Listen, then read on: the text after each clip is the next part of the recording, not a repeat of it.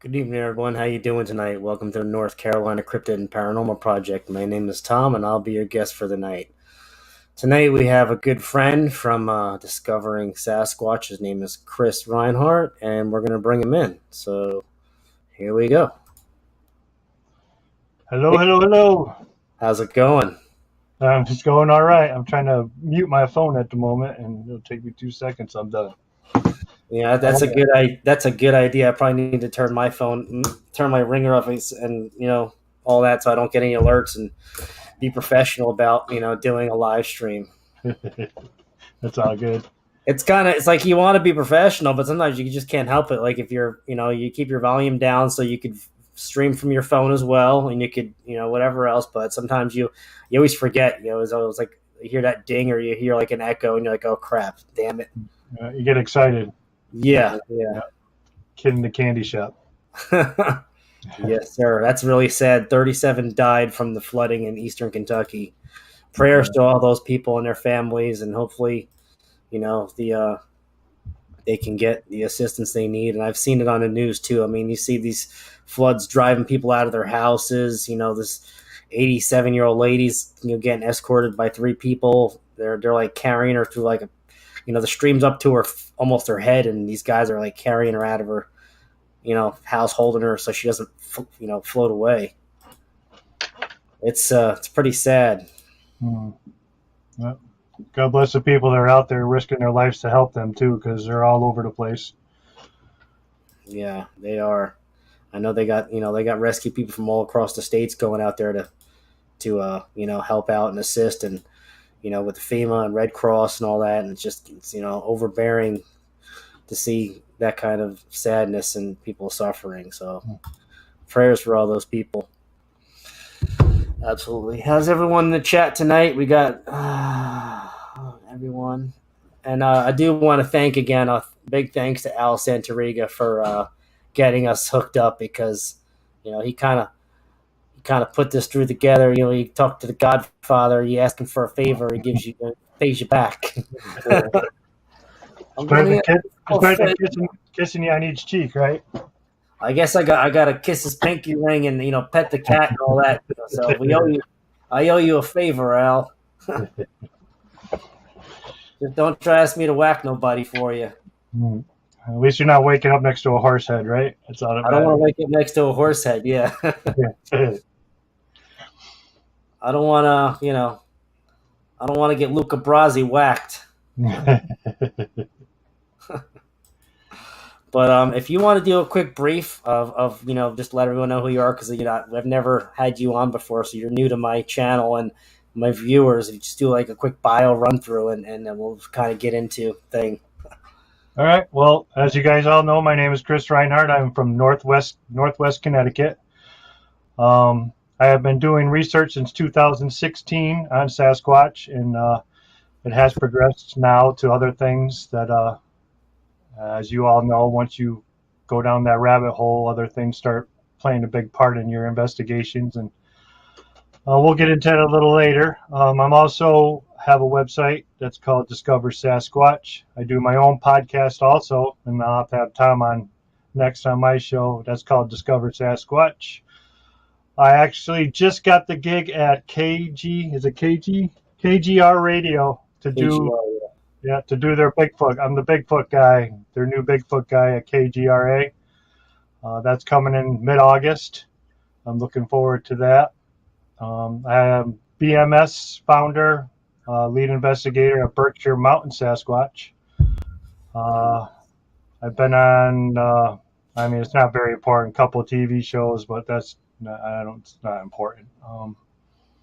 So yeah, that's my since 2016. This is what I've been doing, and I'm excited to be here. I like to talk to new people, and I've never talked to you all before. And Tom's new to me too, and he's good friends with the Godfather, and I'm good friends with Al. So I'm here, and I look forward to this talk. How's that? Absolutely. Now, did you have an encounter in the past, like a brief encounter that got you kind of like, I got to know more. I got to know more. My whole life, I was interested in the Sasquatch. All the shows would pop up on TV, and I would watch them. I'd watch them 100 times. And then actually we got rid of cable and got started streaming. And my stepson was YouTube. I'm like, what's YouTube? I had no idea what YouTube was. Well, Mm-hmm. I go into YouTube and I see all this stuff. I'm like, let's just type in Bigfoot, right? So I type in Bigfoot, and then oh my God, there it is, hundreds and hundreds and hundreds and hundreds of shows. So I just started watching them, and I never even knew it was a thing that people were actually out looking for these guys. I figured it was just the guys I was seeing on TV. You would see them, and the same guys. And I thought that's all there was. I didn't know that I could go out there and start looking for these guys, or you guys could do it, or anybody else. I just didn't know it was a thing. So I told Maria, I'm like, you know what? I'm just going to try it. I'm going to go out there and see if I can find something and try my luck. And I've been doing it now for 8 years, and I've had one daytime sighting, and I've had 3 FLIR sightings at night, and I've had multiple stones and all the stuff that goes around looking for these guys happen. And so yeah, I'm way down the rabbit hole now, and I will never give up. More knowledge is best. Awareness, people need to be aware that these guys are out there, and that's what we stand for out here. BMS is awareness. Nice. Now, were you like into the whole ape theory when like when you first got into it? Like a lot of people, like they kind of, I wouldn't say fall, but you kind of believe into like an ape theory, and then you start seeing things, and you're like, "There's no way." Right? Yeah. A lot more than that. Something else to it. Yeah. When I first started, I was just flesh and blood, flesh and blood, flesh and blood. I mean, I would look at the other people, and I'm not the kind of guy that laughs at them, but I wouldn't believe. That can't happen. That can't happen. I'm not laughing at anybody, but that can't happen. That can't happen. And until it happens to you, I can honestly say that you'll never know. But once it does happen to you, you'll know the difference. You'll know that there's more to this than meets the eye. And I had some pretty crazy stuff go on. So Al says you were on Terror in the Woods. I watched several of those shows. Which series were you on? I was on season 2, episode 1, Ozark Bigfoot. Ozark Bigfoot. I'll have to do a recap and rewatch that. If you want to just tell everybody kind of just a brief detail of how that panned out, because I know the way those shows are produced, they leave things out. And they kind of have things. I mean, nothing against it. It's a great show, but they always have like an agenda where they only want to get so much stuff out where it's based on terror, and they won't, let you kind of discuss, or they won't put into the air certain accounts that happen as well. So if you want to do a quick, kind of recap of that, I'd love to hear it. All right. Well, I will never ever do Terror in the Woods ever again. They took our stories and interweaved them into a outright horror story, which never happened. We had boulders being thrown at us. That never happened. We ended up running out the first day. That never happened. The only thing that it got right was our experiences that we had over our lifetime. And that was my first actual Sasquatch experience at this place in Missouri. And we found a trackway. The guy that we were with found a trackway the first night we were there. We casted him. We went back down to cast him, and there was another guy on the part of the crew, and he had a FLIR set up, and he was shining the FLIR down by the creek, and there was one, he was popping his head up out of the creek. Boom. Wow. And he'd come up again. He'd be like, and he'd look, and then boom, gone like that, like a snap, gone. And I'm like, now it's hitting me. I'm like, okay, I believed before, but now what is my scene? What am I seeing? What am I seeing? Yeah. So now my head is spinning and spinning. We go down, we collect the footprints, we come back to the campsite, we look at the footprints, we go to bed. I wake up, 2 o'clock in the morning, I'm hearing footsteps for a half hour coming up to my tent, one by one. And everybody, there's 2 guys sleeping in the same tent I am, and then there's another guy in his tent. And all you hear is just crunch, crunch, crunch. Stops at the tent. He's at the tent. Whatever it is at the tent at this moment in time. I could not look up. I couldn't do it. I was shaking so bad. My first experience, I just, whatever I could have seen it. Well, it didn't, it knew I wasn't going to look. It came up down to me. It came right up to my cheek and went, oh. where I felt its breath on the side of my cheek through the I tent. bet. I shook for another 15 minutes. I woke up. I was standing in the middle of the tent. The guy that was with us woke up. He shined a light on me. He goes, "Dude, you're pale white. What happened?" Told him what happens. I got to go outside now and use the bathroom because, now I have to go outside to the tent after this experience. And it was just crazy, crazy experience. So the next night after that, we had one. We were watching on a ridge at 2 o'clock in the morning on a FLIR camera, and it was just pacing back and forth for like 10 minutes. And we actually seen him like he was throwing a rock at us. Damn. And that was the terror in the woods. That was my first experience. And they switched it around to where I was holding my knife and we were running and boulders were being thrown at us and we're drinking beer and none of us drank. I think I remember that one now. Now, did you real quick before you go any further? I got a question about. Steve wanted to know, what did the one you seen during the daytime look like? That was one of the juveniles from this study. I was going to the spot in the Ozarks for 4 years, every October and July. And the two little ones were accustomed to us, so they were starting to come up to see us during the day. Oh, and wow. They would clack, and one would clack a rock, and the other one would knock or clap their hands or whatever. And we got them on FLIR, and we went towards the little one, what would you think the little male was, and all of a sudden he jetted. And we watch him. He's running, then he leaps behind this rock. And we filmed him behind the rock. It's never been released. And you can see the top of his head and the hair blown in the breeze. I got it all on tape. I'm not telling a story, but he was a little guy, and to see him buck around that corner and then us film him, it was pretty cool. Did it have a conical head like like a lot of people like that coney style? Yep, he did. Wow. And he was the smaller of the two. We think that the older one was the teenage daughter, and the little one was a little male, is what we thought, because we always found 4 sets of prints out there. That's awesome. And this was out in Arkansas? That was in Missouri. Missouri, the Ozarks. Okay. Yep. Wild place. I'll never forget that place ever. Dang, that's pretty awesome. Yeah, I had rocks thrown at my head going to the car. I sat out that first weekend. I put my feet up on the fire pit, and a rock comes in and flying and hit the tree, and the leaf litter's coming down. Got it all on recording, and that was a wild, wild place, man. That was my first introduction into the Sasquatch realm. I mean, when I found out they were real. That's freaking amazing. Yeah. There's Brian. Hey, Sir Brian, how are you, my friend? The one and only Brian Bowden. Yeah, the man of 3,493 podcasts. Yeah, the aficionado of everything to be involved. He's got a piece in everything, and that's awesome. I'm actually wearing one of the NYSSO shirts from Brian sent me. So heck yeah. Oh, nice. Yeah, Brian does an awesome job with shirts and everything. So yeah, that's awesome.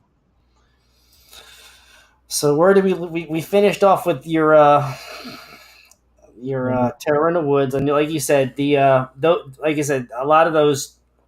I'm not saying all of them, but I know a lot of those shows. When I've talked to people that've been on shows like that before, and they have like a certain agenda to kind of leave it as make it like bone chilling horror where you're like running for your life. And that's kind of like how my Canadian encounter was back in 97, 98 when I was bear hunting with my brother. We had, we looked out, we left our stand because we didn't see a bear. We got out into an area that was a clearing, like a bog area, like a dried up bog, marsh almost. And we're in dead center of it. And we looked out in the wood line to where there was an opening, and it was one of those really big circle openings. And it was starting to get dark, and we saw something, the outline of a figure, and this thing was pretty much filled the whole hole up with its body, its massive body, and you could see like the silhouette of just a large, like the Hulk almost. That's how big it was, like the Incredible Hulk, I would say. And this thing just took off after we kind of looked at it for a while. It kind of peered off, and you felt the ground shake, like boom, boom. Boom, boom. Like you felt step, 2 step back and forth. So after that happened, we looked at each other and we're like, "What the f- was that?" Like, you Yeah. know, and I was with someone that is a diehard hunter that doesn't believe in that stuff, because if they did, they would never go hunting again. So they're kind of in denial about it. And we left that area, started walking to the trail where we were supposed to get picked up by the hunting guide. It's like an old logging road. And as we left that area toward the logging road, as we were walking down, as we first got out of the woods, something was kind of flanking us, and the sound that they were making, it sounded like the Lord of the you ever see Lord of the Rings when the orcs are marching in the woods Hmm. and they're just tearing shit down, making all kinds of noise and all that, like huffing and puffing and making that like that grunt noise. Well, that's what we heard. And then it was kind of it sounded different than that, and we're looking at each other like we're gonna freaking die. And he's like, I got a 7 mag with 4 or 5 shots in it, and that's only gonna do so much. What about the other 20? Whatever else is out there, Right. freaking die tonight. And luckily, after about a couple minutes go by, we're just back to back, flashlight, rifle, and we see headlights, and we just look at each other and we don't say a word. We get in the truck and get the hell out of there. We didn't Yeah. tell the guy anything that happened, and this happened. This happened. After many years after it happened, I kind of wanted to know more about it, so I did a little bit of online research about sightings in the area. It's right around the Algonquin State Park area and the Ontario River in Canada, and there's all kinds of sightings out there. I mean, it's like a massive sighting area, and that's like we talked earlier, state park. I mean, I wonder what's out there. Right. Right. Yeah. The national forests, the state parks, they're made for a reason, I think. But Absolutely. there, he's probably letting you know who was boss, and he was escorting you out. Him and his pack, yeah, him and his troop were running us the hell out of there, because, like I said, maybe we're too close. That humans don't normally go in that area. I don't know, because we stayed. We said we were supposed to stay in our hunting tree stand. We got out of the stand, and the hunting guide fella, he didn't say nothing about. He didn't like say, don't, no matter what, don't leave your stand. He said, well, if you decide to leave your stand, be close to the pickup point. When it starts getting dark, because that's when I'll get you guys. And we left our stand maybe an hour before we were supposed to, so we had all that time to kill, walking around, just kind of exploring, and you know, so we were kind of just doing whatever we wanted, and then we came across that, and it just blew our minds. Got a question from Odessa. Have you ever heard of the demon panther like creature in Missouri? No, I've never heard of the. I've heard of the Black Panthers, but not the Demon Panther. Well, Missouri's got the Momo, the Missouri Monster, right? Yeah, I guess that's what they call him, the Momo. Chris is interviewing. Oh, you're interviewing Ron Moorhead? Tomorrow night, yeah. That's awesome. I'm definitely gonna be. I've wanted to get Ron Moorhead for the longest time, but I always thought, kind of figured he's like, he's in like that range where he's a famous book writer, and I mean, I know he's been on like Texas Front Porch and some other shows, so maybe in the future I'll work on getting him on. I'd love Yeah, to hear. no, I'll look it up. He's actually lives in North Carolina now. Does he really? Yeah, I'd love to get his hear how his quantum Bigfoot theory. I mean, I've heard it before, but I love to have him talk about it on my channel. yeah. That's what we're talking about all tomorrow night. The quantum Bigfoot. Nice, and like that's kind of like what we talked about. There's more than just it's more than just flesh and blood. And if you want to go into that part, that would we can do some talking about that. Yeah, well, so yeah, things progressed over the years. I mean, I traded with these guys for 7 years here in Connecticut. Now, when you said traded, what do you mean traded? Like you were giving them things and they were bringing you stuff back, like Oh shells? yeah, oh yeah. They would. I've gotten stones and feathers, and we would trade apples and peanut butter with them, and they would leave us stones and feathers.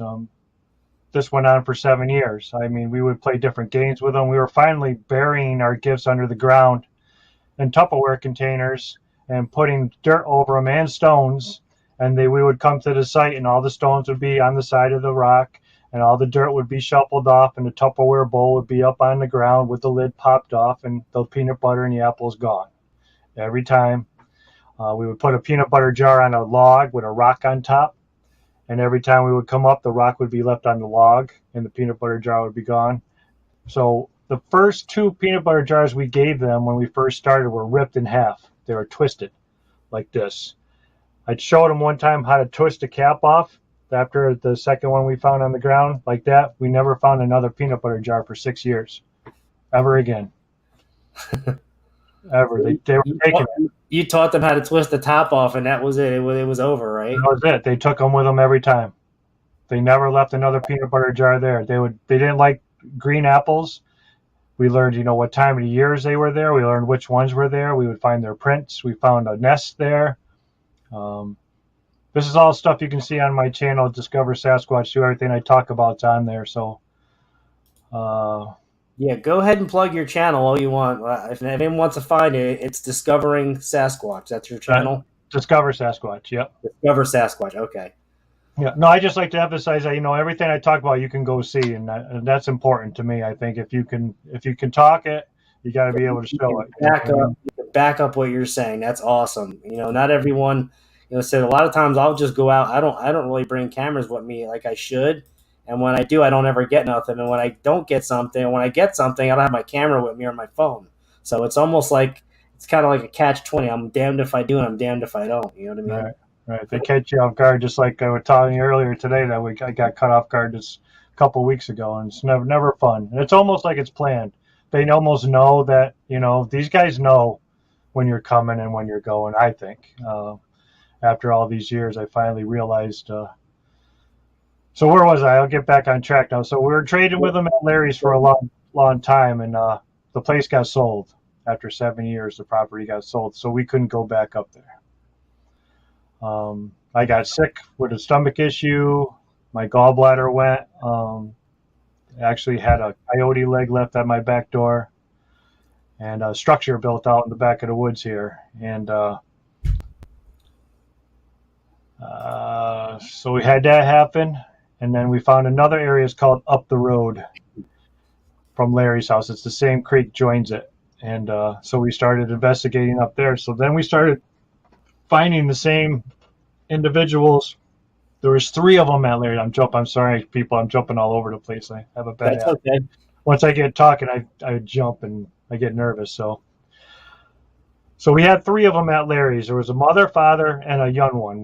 We believe was a young male. And we watched him grow from like a 6-inch print to 10.5. He grew in 6 years, 4.5 inches. The last year we were there, something really strange happened. Mom and Pop's prints disappeared, and his prints were left alone. He was there by himself now. There was Mom, the 2 older ones were gone. We would find a 15-plus inch print, and we would find a 12-inch print. Both were gone.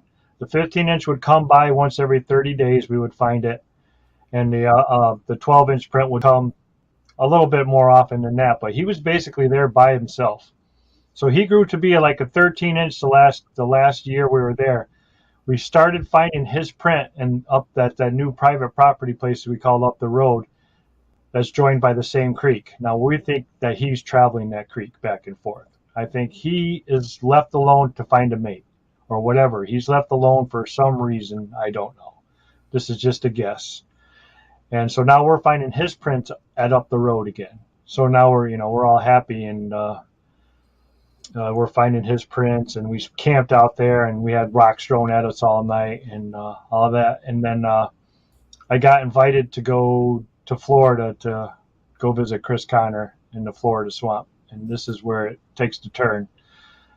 The first day we're down there, we're in there, all of a sudden Chris's phone's going crazy. It's like something's trying to tap into his phone. It was scanning his phone, trying to get into his personal stuff. And we use, instead of EMF meters, we use EMF meters, but we set them on RF.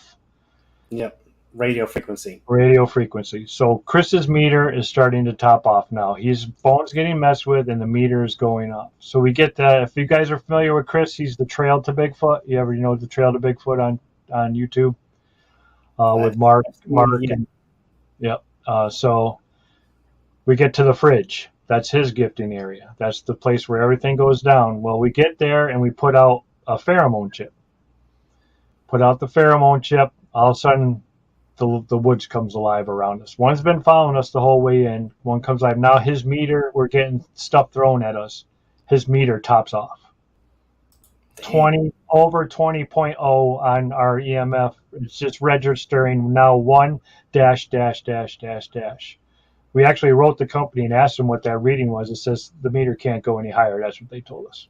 That thing was putting off some heat, some serious heat. Yeah, we had a guy actually contact us and tell us that if the meter is a broadband meter, so it's not centralized. So whatever reading we were getting was on a broad range. But he said if you were in a Faraday box, you would have been cooking yourself for dinner with that much radiation. Dang, I wonder if that's true RMS, or is it, like you said, is it broadband? But does that mean it's true RMS, like rated? Is it rated like at the RMS true, meaning that it's like pretty much spot on from whatever it gives you a digital readout of? Right. Yeah. It's pretty spot on. Yeah. There's no, like, give or take a couple off here or there. We even went to a radio tower and tested it, a cell tower and tested it, and power lines and tested it, and nothing even came close to topping this meter out like it did. While we're having stones thrown at us. Now, we were having physical interaction with something, and this RF meter is screaming. So we head out of there that day.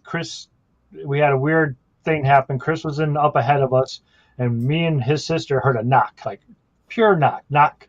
But he didn't hear the knock. He was only 30 feet away from us. He heard something in the bushes behind him, swoosh, away from him. So we decided to turn around, and we leave the area. On our way out, I see this big black figure. It's about, I don't know, 7-8 feet, but it's like a shadow thing. I see it in the front of the palms. The palm, how the palm fronds come? Well, this thing jolts from left to right, across in front of the palms. Damn. So I'm shaking my head. I don't know what's going on. We're registering RF meter and everything. So day 2 comes, and Chris and I go to his place where the high strangeness area, he calls it, the high energy area, where all the crazy stuff goes on. So we get there, we're going into the place, and we go across this creek. Well, I fall into the creek. Well, I don't fall into the creek. My leg falls into the creek, and we catch an EVP. And the EVP goes, "Hey, look, it's Chris." Intelligent EVP, calling Chris by his first name. It actually said that. It actually said, like, "Hey, look, it's Chris." Yeah, you can hear that on my station, on the Vail interview. We play it. And a southern draw too. We're in Florida. This is a southern draw. So we didn't catch that until the next day when we reviewed everything. But we get to this spot, and he tells me this is the spot where he can ask for Knox. He calls it Knox Creek. So he gets out there. We're filming. He goes, "So people don't think I'm crazy, and I talk the talk. Can you please give me a knock?" 30 seconds later, what happens? We get the knock. But what happens right before the knock? That RF meter shoots up again and taps out to the highest thing. And I'm just staring. You can see in the video, I'm staring out into no man's land. I am red as red can be, and I'm just staring up the pond with my jaw up like I'm catching flies. I don't even know what's going on. Chris says, "Check your phone." My phone's doing the same thing again. So I look down at my phone, and there's 4 initials on my phone. BBMC. Over and over and over again, like 30-something lines. I forget the exact amount. So we figured it was in my pocket, butt dial. We erased half of it, then we filmed the last 12. We get back to his house that night, and I get out of the shower. I look at my phone. The message is back. Now it's capital letters, small letters, dots, exclamation points, everything. We still can't figure out what the 4. We're thinking it's Morse code now. It's a message being sent. The telephone picked it up. He calls his wife over. He goes, "Can you make this out?" She goes, "I know exactly what that is." And we look at each other like, "Whoa, what?" Betty, Beata, Mark, and Chris. The first 4 initials of the 4 people that are in the swamp looking for these guys for the last 10 years. On my phone, like I was sending a message to somebody. That's when it changed for me. Yeah, it's like the Ghost in the Machine kind of deal, It's reading out the names and initials and all that, and it's like from way back. That's crazy. Yeah, that's when it all changed. And ever since then, it was actually a year this week that the anniversary of that all happening. Ever since then, I had the same thing here happen in Connecticut twice at the top of a mountain with the RF meter topping out. Why I brought one, two, three new people up to my area. They've never been there before. We get to one point, a rock comes over, and I catch it all on tape. You can see it on my channel too. It's an interaction in Connecticut, it's called. And a rock gets thrown at us and lands on right in front of us. We get up to the top of the mountain, and then all of a sudden I go live to show people on Facebook what's going on. I show there's a fake fire pit up there. There's all those sticks broken and put on the side of the fire pit. I lean over to show the people the fire pit on my live Facebook, and all of a sudden a rock comes in and flies and hits the fire pit. Right, everybody's like, "Oh my God, I seen that! Oh my God!" I get up, the rocks start coming in from east, north, west, all four directions. We turn on the RF meter. RF meter tops out for 15 minutes, screaming. Again, physical presence of rock throws, radiation hitting us. So we got to follow in the Godfather and Sir Brian steps and get a Geiger counter out with us and see if this radiation is Wow. the real deal. So Pretty freaking wild. All that, that meter is going crazy from rocks coming through. I mean, that just goes to prove you that there's a lot more than just flesh and blood. But a lot of people, I wouldn't say buy into, but they believe it first until they start encountering the weird shit that comes on top of that. And it's just the stuff you can't explain that comes right. with it. We talked about, you'll see a footprint, and then one footprint, and then that's it, or 2, 3, 4 tracks, and then just disappears to nowhere. So yeah, we have plenty of that go on too. It's just there's something else going on. We don't know if they're doing it. We can't say, of course. We can only keep logging the data and keep on doing what we're doing. That's why we're going to get into the quantum stuff. We're going to run an experiment with everybody tomorrow night. Me and Chris got an experiment to run and get everybody that's tuning in tomorrow night involved. And that's the next step. I mean, Einstein and Tesla, these guys are no dummies, and they were on the fringe of time travel. Or who knows, maybe they were time traveling. Who knows? They're across the dimensions, going different dimension, different, multiverse. I mean, Al's got a question. Can you see it on the screen? Just look down under. Okay, so the trackway that we just found 2 weeks ago, we're at the area up the road where we think the young one is now. And now he's grown again. If it's his footprint, it's 14 inches. 14 and a half inches? 14 and a half. I'm not too sure. But that day, let me tell you, we're in a swamp. Guys always got to live in a swamp. You know what I mean? These guys don't want to live at the golf club. They got to live in the swamp. So it's 95 degrees out. You got the deer flies are eating us alive.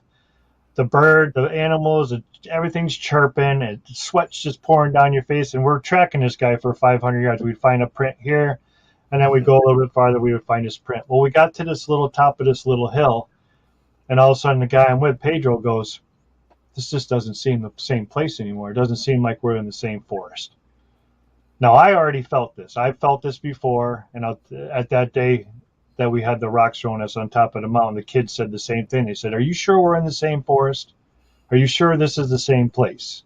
So now this is the second episode this has happened. Pedro is not, he's not into all the weird stuff, or I call it the strangeness. The woo. Yeah, the whatever, everybody's got their own name for it. And he goes, it just doesn't feel like the same place. There's no more birds. There's no more bugs. And I'm not sweating anymore. It felt like we were in a whole different part of the forest. We weren't even supposed to be there. We found that trackway. He found the one on the left, and then I found the one on the right. Beautiful, beautiful, beautiful track. I mean, within the hour, this thing was there. Whatever was there within the hour, because it was just fresh. The mud was fresh. It was black. I mean, the pine forest. You know how hard it is to get a track in a pine forest. These were 2 inches deep in the pine forest with no rain. We're in drought. Mm-hmm. So I find that step. We follow the steps up. There's 3 other ones up in the woods. 5 foot stride between the 14-inch prints. 5 of them. 1, two, Wow. 3, 4, 5, and then it just ends and there's a hill. Gone. Nothing more. Nothing more. I don't know, Tom. I think you froze up on me.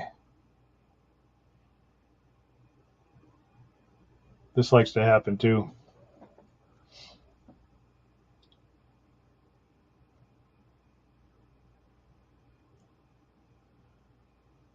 All right, you can still hear me? Come on.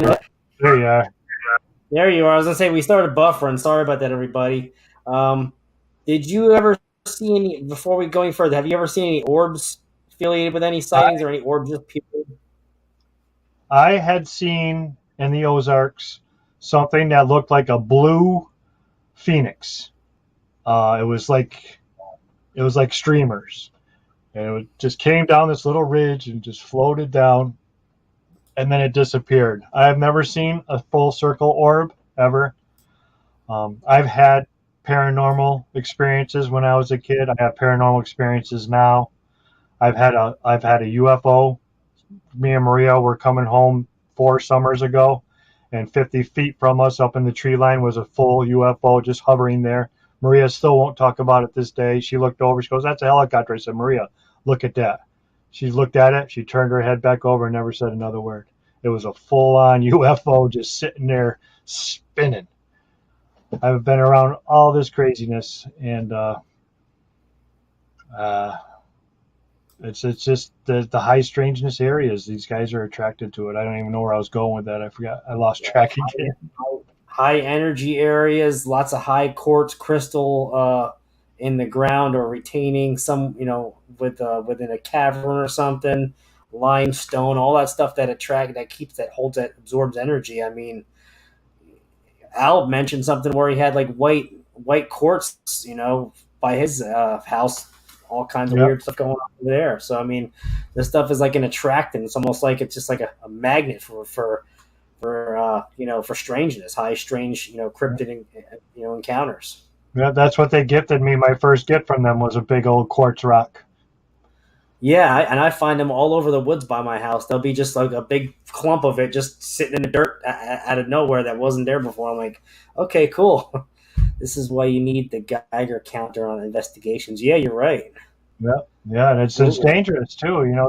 Radiation is dangerous. Period. If you're getting hit with it, there's no reason that, like the satellite communication guy said, there is no reason whatsoever you should have been getting hit with that. He did the research on it. He took those meters and did all the research on our meters, and he said there's no way you guys should have been experiencing that. He says that can cause hypnosis. What's that? What is that? What's hypnosis in the field? Loss of time, Yeah, there you go.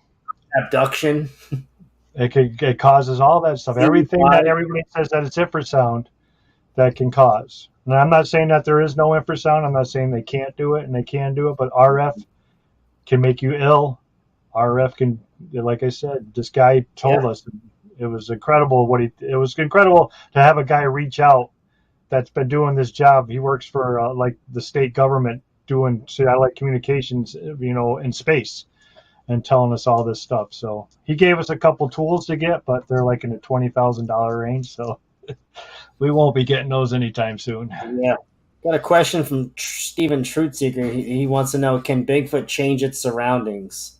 What's your take on it? What do you think? I think that day, like we experienced those last 2 times at the top of the mountain here in Connecticut, and just that track thing, I think we were in somewhere. I see. I don't want to sound like I'm Fruit Loops either, because people will take it that way. It just felt like we were in a whole different part of the forest. It wasn't what we were just in. It's hard to Right. explain.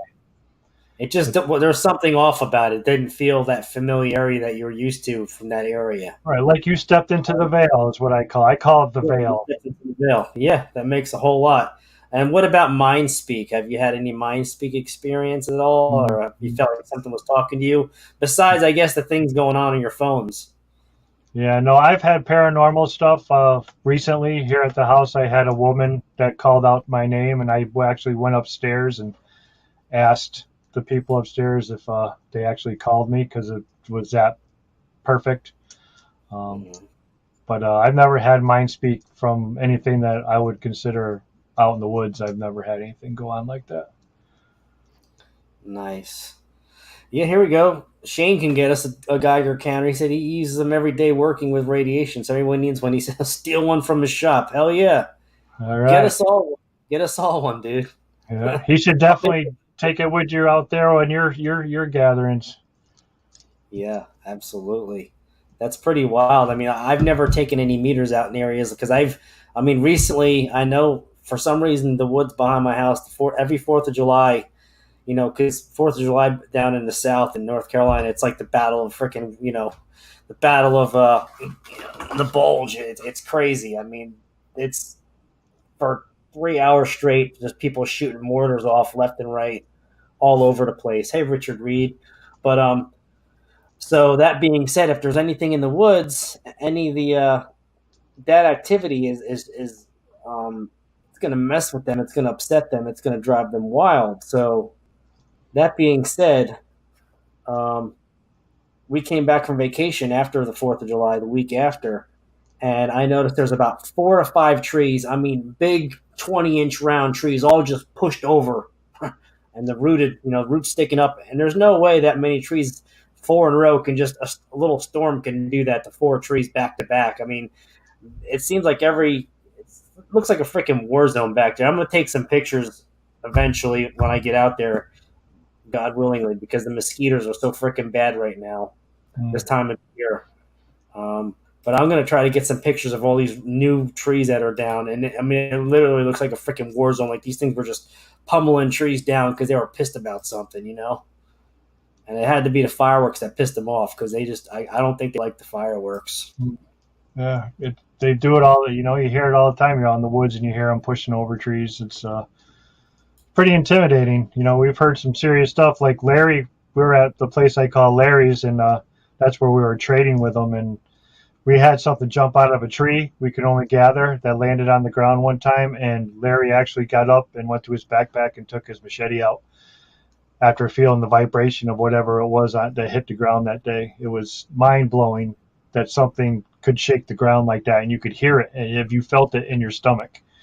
I mean, these guys are capable of huge things. If that's them, of course, we didn't see what did it. You can only assume.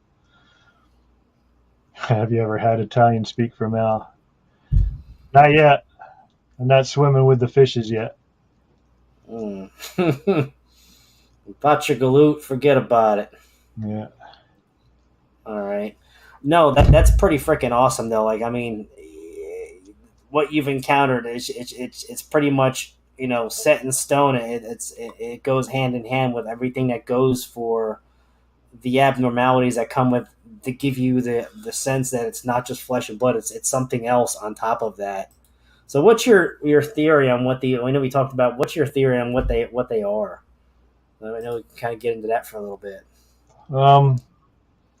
I've been reading a lot of stuff lately on Tesla and Einstein and all this all the stuff they were experiencing, and they were experiencing their stuff from the universe. They called it. The universe was giving them the directions. The universe was doing this. The universe was doing that.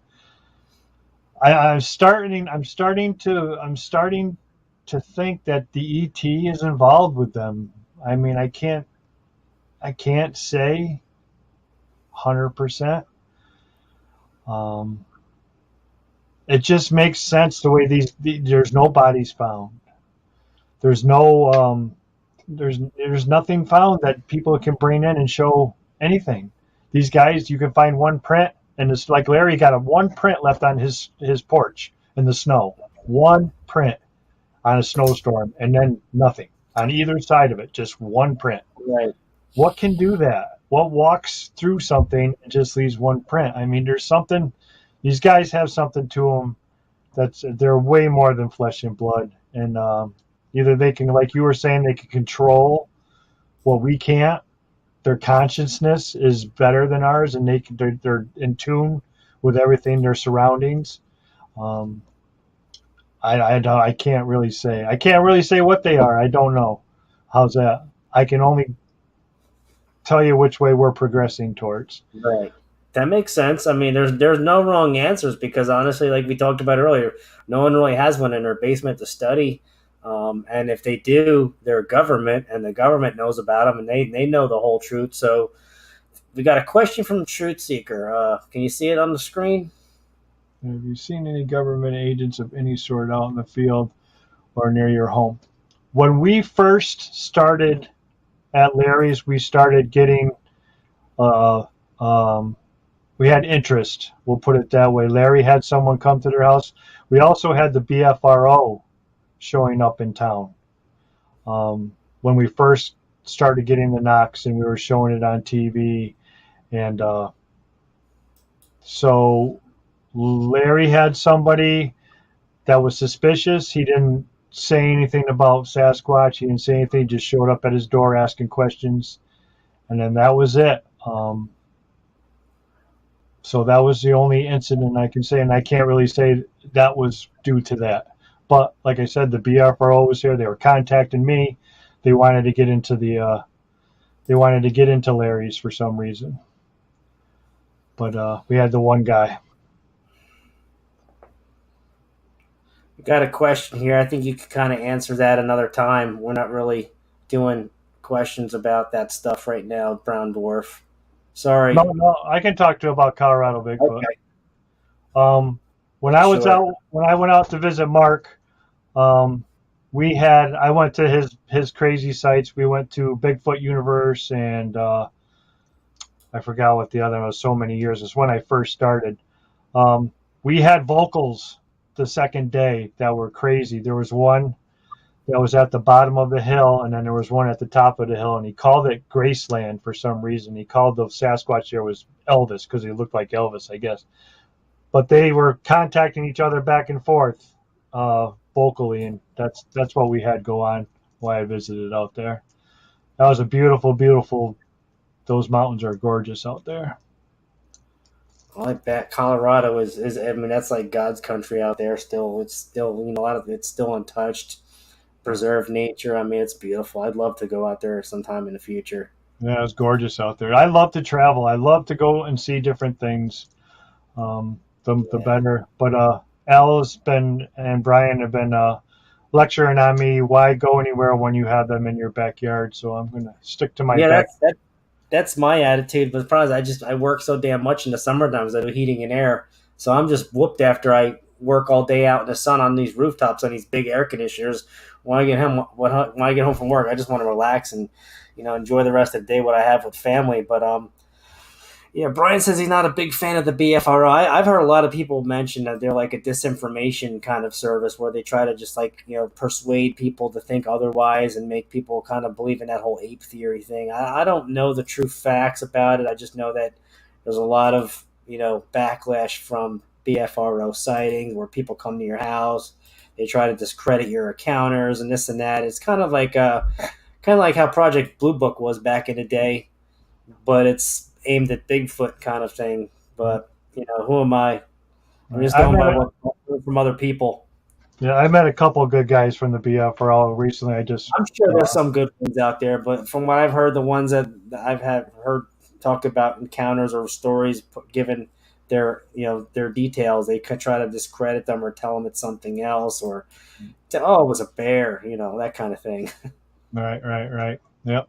But I'm sure there's a lot of good guys that are affiliated with it, but I'm sure just like with any organization, you got your good and you got your bad. So,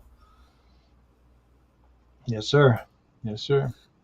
Infestations. Okay, got a question from Steven again. Yes, 100%. 100%. There is something that even Tesla and Einstein tapped into it. They created it. If you guys ever about what was it called, the Philadelphia experiment with the battleship destroyer. I just learned about that because I just started getting into this stuff, and they actually had a battleship disappear, and then when it reappeared, all the crew members were stuck in the walls of the battleship. Yeah, certain body parts were like stuck between the Yeah, walls, like things were cut, well, not cut, but some guy's hand would be like on a shelf or on a table, and then the yeah, rest of his body would be, in a closet or something. It would be like kind of like how your Han Solo statue was behind you. That's how they'd seen the people, pretty much right. like that. Yeah, frozen in time. But yeah, Tesla was the man. I mean, we would be if they went the route of Tesla right now, we would be living in a whole different world. Oh, Yeah, absolutely. Free energy, all that, oh yeah, the technology he wanted to give to the world. But, the powers that be did not want that to happen because they wanted to make money off of the people, the society. They wanted to, kind of earn off of our back. So they said, what the hell with that? We're going to go with the fossil fuels and everything else, and the hell with free energy because we're going to charge people money for power. So right, they kind of looked down on that, and they stole his they took all of his his copyrights and his patents, and they use it for their own technology. And if yeah, it comes down to it, maybe one day we'll get lucky. yeah. Edison called him the smartest man he's ever known, Mm, and absolutely. Einstein. Einstein also called him the smartest man on the planet when they were working together. Just crazy. And they got all their stuff from the universe. They get visions in their head. So, and it's been throughout history. And um, I think the portals are out there, and I bet you the government's trying to figure out how to use them. That collider's back open again, and uh, I just don't think they should be messing with that thing. That thing scares me. Yeah, that's a scary thing. I mean, what's your I know, like, they try to say that we're living in a ever since they reopened the portal, like July or whatever. It's like there's a whole new list of, like, Mandela Effect shit going on. Do you? I wouldn't say buy it, but do you believe that whole that I wouldn't even say theory. Do you just believe that those what people were saying about that? Like, I was watching a lot of videos, like they're saying, like, somewhere in Ethiopia they think it's 2014 to them, someplace in Africa, but it's 2022 here. Yeah, no, there's something messed up, and even a bunch of my buddy Brian and again Al, I keep referring to both of them. There's something going on. It's like different things are different out there. Like the sky is different, and I don't know. Yes, It's the sky is different because I know the shift axis is there's a bunch of videos of people, especially farmers, and they're saying something about the sun is in a different position now than it was less than a yeah, year ago, and even that they have to adjust their solar panels to catch the sun because it used to do it here, and now they got to move it over here so it catches the sun, the sun glare. So there's something going on that we just can't explain. Let's see. We got a question from Brian. How about that? are there any military properties within your research area? The closest one would be in Hartford and Springfield, Mass. Okay. It's actually more intelligent. Yeah. Yeah, yeah, for sure. And Einstein even admitted it. They put all Tesla's coils on top of that battleship, and Yeah. Every time they run that thing, weird shit happens. Yeah, it's spot on. yeah, The poles have shifted. The inner Earth is all jacked up. Things are coming out from the inner Earth, and that's why people are seeing a bunch of shit now too. I mean, yeah, it's more than Bigfoot. It's more than the dog. There's things that people seeing that they it's unexplainable. They don't even have names for some of this shit. Look at the what was it, about 3 months ago? National park out in was it Montana? Was it Yellowstone? Where something got out and started attacking people, and the government had to go out there and put it down. Was that Colorado or was it Montana? I'm not sure. But they had to get they had to get the military out there and handle the situation because something was attacking people out in one of these national parks. Yeah, I just read that too, and I can't tell you where it was though. It's so crazy that this happened. I mean, there's a guy named Stephen Benoon from Israel News Live TV, and obviously he doesn't film his channel in Israel, but that's just his Israeli, um, you know, his religion thing is Israeli, and he does. I think it's based out of Tennessee, but he even talked about it on his channel. He don't ever talk about weird stuff like that, and he just dropped that bomb. I'm like, damn, that's crazy. You never hear about that on his channel, but he's like one of those truth bomber guys that just drops truth. And his channel was silenced a couple times, so he has to kind of do it on Rumble. I think he does it now, so they can't shut him down. So, is there any water in your research area from Al? Yep. There's the same creek that joins Larry's and up the road area that I call, and then there's two creeks at the state forest where we go, and that's the crazy place. That's what I call the crazy place.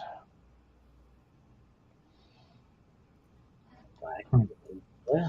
So I'm sorry if I got us off track of Bigfoot tonight.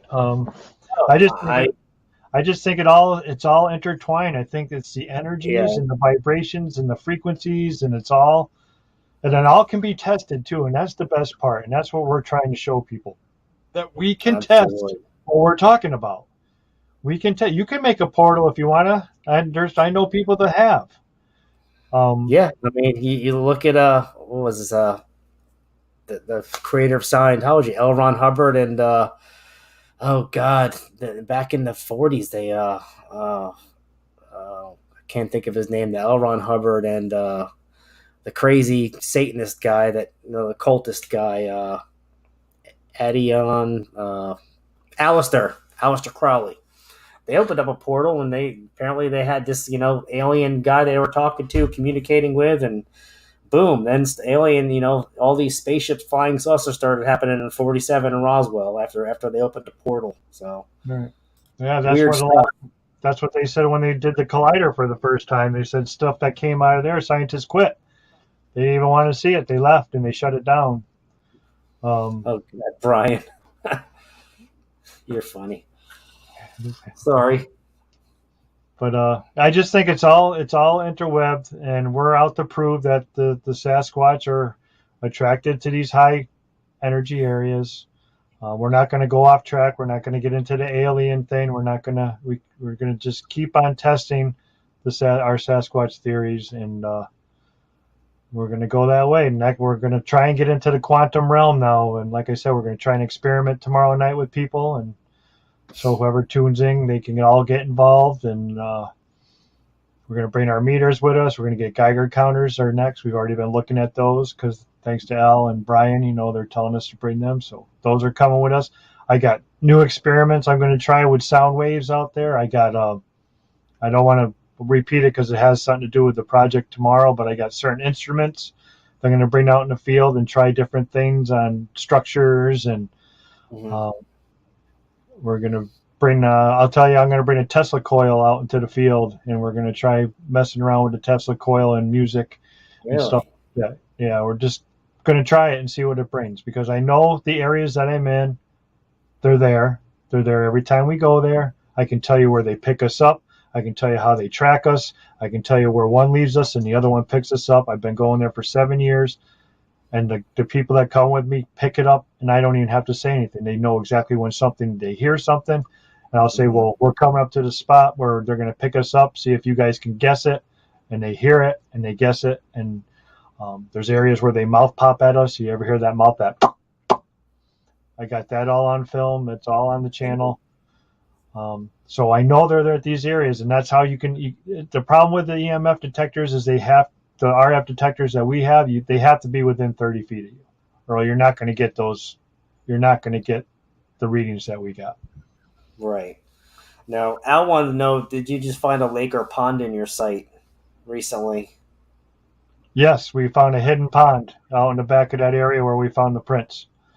We've been there for 3 years now, and we never knew it was there. But the lady that bought the place gave us a map, and there's actually a cave system in there too. So we got to check that out too. But the swamp leads to a pond, and right above the pond area is where we found the prints. Yeah, JPL. Yeah, I didn't mean to go off topic either, but the weirdness, but it's all like you said, it's all combined. It's the weirdness goes hand in hand with the Bigfoot stuff because you can't explain it, and when you start seeing things come up on your meters that you've never seen before, that's affiliated with these, whether it's structures, activity, or sightings, or whatever, you have to kind of, I wouldn't even say you have to conjecture your data based on what you're coming across. So I mean, Right. you Well, can't just we were getting the same things happening at our areas that Skinwalker Ranch is pulling out, and they got five scientists out there collecting data like crazy. You can go on their website 24/7 and watch their cameras and the stuff they got going on out there. They even opened a portal on national TV. We tried. Chris was going to start reading that down in the swamp in Florida, but he decided to stop. But right on TV, they had a Jewish rabbi reading out of what's the Bible? Their Bible. I'm sorry, I can't remember. But he was reading a passage out of it that's supposed to open up to another world, and all of a sudden, this big energy purple circle started opening up on the side. They were watching it while he was reading this happening. It just can. It's yeah. That's pretty wild. Now, have you ever used a Tibetan singing bowl on your research to see if that drew anything in? Yep, See what that did? I have one in my backpack. I have Now, one in my backpack. what came out of that? Did anything good come out of it, or just I haven't tried it yet. okay? But Because it's I in got my one backpack. too. I'm dying to get it out there and ring some tones and see what I come up with. Chris has had luck with that, and I've heard of lately is if you guys don't know Mark Green, he's in I want to say Alabama. He's showing people on his channel how to use certain calls. Like he takes a tin can and he wets a piece of rope and he pokes a hole in the bottom of it and he pulls it through. And it's loud and it's a big grunt, but he gets responses from it all the time. Really? Yeah. I'll have to look into that. That's pretty awesome. Did you get different sounds from like stuff you can get out of your house instead of, trying to do these, find these call blasts, spend out, hundreds of dollars for hardware to get call blast material, or one of those expensive call blasters where you could easily just get some household stuff from your home. He said a tin can and some wet rope, some twine, and do that. That's pretty awesome. Yeah. Check out his stuff, and I'll give you a link for his channel afterwards too. What chakra is the singer bowl? Al wants to know. What chakra is this? I have no idea what chakra the Singer Bowl is. I think mine is head healing tone. I don't know. It was like a cheap $20-something one I got on Amazon, and it has like a little pillow on it. And if you don't hold it right on the pillow, you won't get any sound out of it. And if it falls off the little pillow, it doesn't make any sound either. So you got to keep it on the pillow while you're ringing, with the little wooden dowel. So it's a cheapo. It's not I think it's made of copper, and it has that little ring around the side of it with that little, it's kind of covered with something else. Yeah. No, I got a really nice one. I got a nice brass one. That's really, I don't know of anything of what chakra it is. I'll have to look it up. Yeah, I'm gonna eventually get a nice crystal one that has some good tones to it. But as a starting off, I don't want to go. Everything I do is self funded, so everything I do I pay for my own way. I don't get donations. I don't this that. I work, and if I want something, I just go get it. So I'm never dealing with that again. Okay. Mine is the crown one. That's it. Yep. Well, I have a really good time having you on. We're at about an hour and 4 minutes. I usually run about an hour or so, but I didn't mind going a couple minutes over with you, Chris, because you're an outstanding guy. You like you said, everything you told me about, we could pretty much go on your channel and see. So the proof is in the pudding. You're saying everything you did, you can back it up with data, evidence, and video. So I'm looking forward to doing some digging into your channel. And if you want to give a plug for tomorrow night, so people can get on and watch what you're doing, go for it. Yeah, well, 8 p.m. tomorrow night on Discover Sasquatch. Mr. Ron Moorhead is coming on the show, and we are going to dig into his new book, Quantum Bigfoot. And that's what I told him we wanted to do the show on. And I talked to him yesterday, and he's a really great guy. I've never met him before, and he wants to pass his knowledge along. He's been doing it for 50 years now, and so I'm excited. Sir Brian Bowden hooked me up with him, and I want to say thank you to Brian for that. And yeah, I'll find out for you. Um, so yeah, so tomorrow night 8, and hope to see you guys all there. Mr. Chris Connor is going to be my guest host tomorrow night because we're expecting a lot of people. So I got to watch the chat too. So the trolls come in and start swearing, and I got great moderators like Blue Eyed Northern's one of my she was here tonight, one of my moderators. And Nice. Well, I see I got Al Bryan on top of all the other minors. I got Al and Bryan, so they'll do the New York bounce them right out the damn door and be done with it. So you ain't got to worry. On top of if they can get past the other moderators, they got to get past Al and Bryan. So yeah, I don't know about that. Good well, set of thank guys. you very much. I had a great time, and I'm sorry if I get a little too excited when I do interviews, and I jump from here to there, and I want to talk about Yeah, everything. And I mean, it's a subject that touches me deep, and I am dedicated to it, and I want to find the answers, and I want people to be aware that these guys could be 10 feet from you in the woods, and you might not even see them, but they're there. yep. And there's Hmm. other things that are out there that are dangerous also. I don't know if these guys are not or anything, but I just awareness is a big part of our game. And Yeah. so thank you so much for having me. And again, I apologize if we went all over the place, but No, I don't mind. I like going down the rabbit hole, and I said I like my thing. My goal is to bring awareness to people, to show them, explain to them, to let them know that there's things out in the woods that the government doesn't want you to know about. They hide from the people. They lie to us, and they keep us. They keep it all hidden. So my kind of goal is to get the stuff out there and inform the public that things are going on out in these forests and woods, and there's things out there that they don't want to admit to it. So yeah, I do appreciate having you on tonight and telling about your evidence and your experiences and all that. And I look forward to doing stuff with you in the future as well. And good luck with your tomorrow night. I will try to be, if I can't be on there, I will catch it the next day. But I'd like to see that.